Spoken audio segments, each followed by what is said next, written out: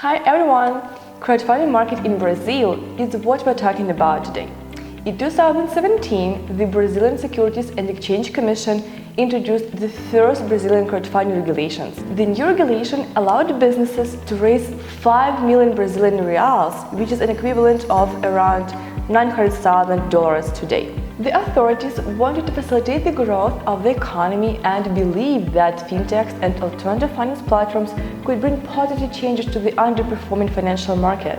First of all, let's take a quick look at the Brazilian crowdfunding regulations.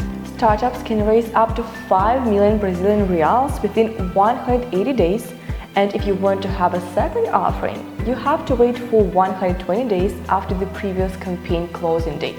Since only small businesses can raise, they need to match some criteria. Firstly, 100,000 Brazilian reals have to be paid in capital. And secondly, less than 10 million Brazilian reals must be ascertained within a fiscal year prior to the crowdfunding offering.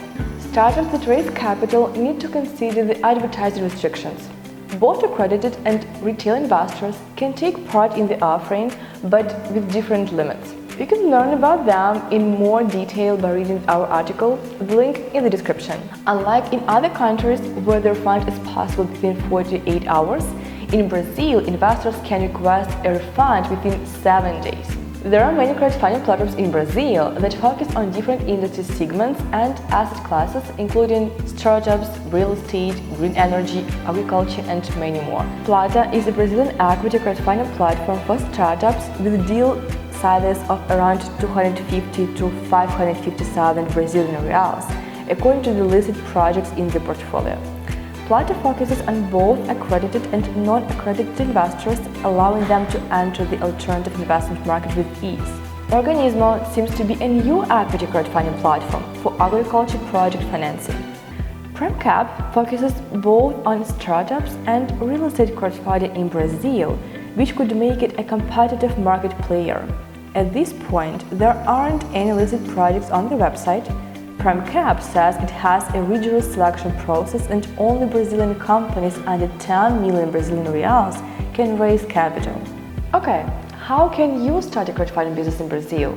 If you want to launch your equity investment platform in Brazil, you need to follow certain rules which are listed on the CBM website.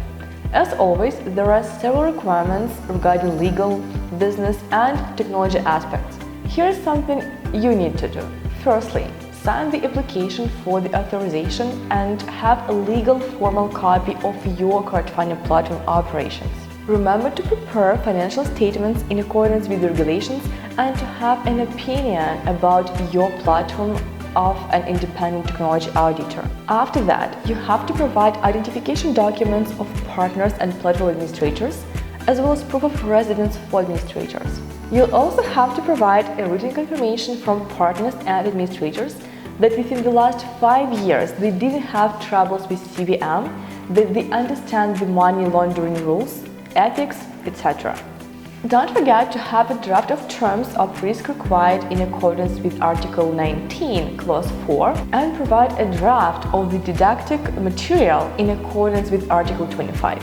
Well, what about crowdfunding software in Brazil? LenderKit is a white-level crowdfunding software for early-stage and established investment businesses that want to launch an SME financing or real estate investment platform. We work with different markets and provide an easy-to-set-up investment platform solution for businesses in Brazil. You'll find some useful links below this video. Thanks for watching. Don't wait any longer to start your crowdfunding platform anywhere. We'll be happy to help you. See ya!